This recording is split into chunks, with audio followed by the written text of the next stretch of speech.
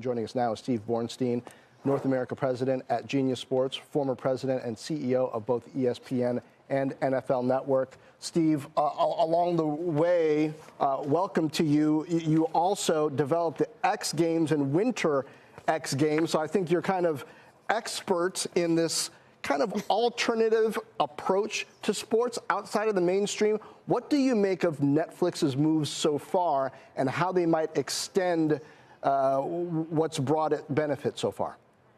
Well, I think they've done everything right. I mean, you can't think of a mistake or a misstep that they've made as they pursue the sports audience. And, you know, that's their business, really. I mean, they're in the business of aggregating audiences. And, you know, for a long time, they didn't really feature live sports or live sporting events. But now they've seemed to gotten the bug, and they seem to be doing everything correct. So Disney recently made this move to acquire a majority of Fubo and retool some of its structure. Does that change anything for Netflix? I don't think so. I mean, I think, you know, the bundling and the rebundling of content is going to proceed pretty rigorously for the next 3 to 5 years. And so that's what I think you saw with the latest Disney moves and the discarding of Venue. But Netflix has been marching to their own drummer, and I can't really fault anything they've done. I mean, I think it's been really smart with the Tyson fight, and then they did a major acquisition of WWE. And then, you know, most recently they acquired, you know, Women's World Cup rights. And I think that's a real genius move for them.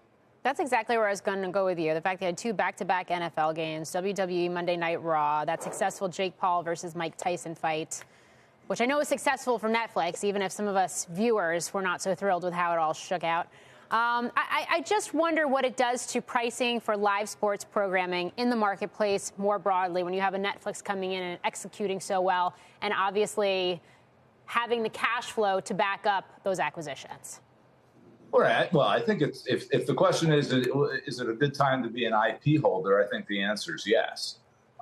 Is witnessed by the recent NBA deals that Adam Silver orchestrated and what Netflix has done in the sports business. But they're a player among many right now, and I don't see any real lack of pressure on pricing. I think that's going to continue to be going upwards because of the unique value of live sporting events in today's marketplace. If I take a step back, and I come from the premise of sports programming is keeping the cable bundles together. It's the glue that's still holding them together. At a time where you are seeing M&A and consolidation and spin-offs across the broader media landscape, how do you expect that landscape to continue to evolve in 2025 and beyond?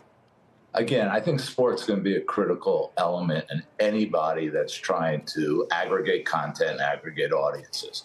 It's live. It is a unique prospect to people that care about it, and it also helps your ad sales business, which I think Netflix is also considering as they ramp up and put more live sporting events on there. So I think sports become a pretty critical element in any broadcaster, whether you're CBS or your Netflix or your Amazon or your NBC. You're going to need a sports component to actually separate yourself from everyone else.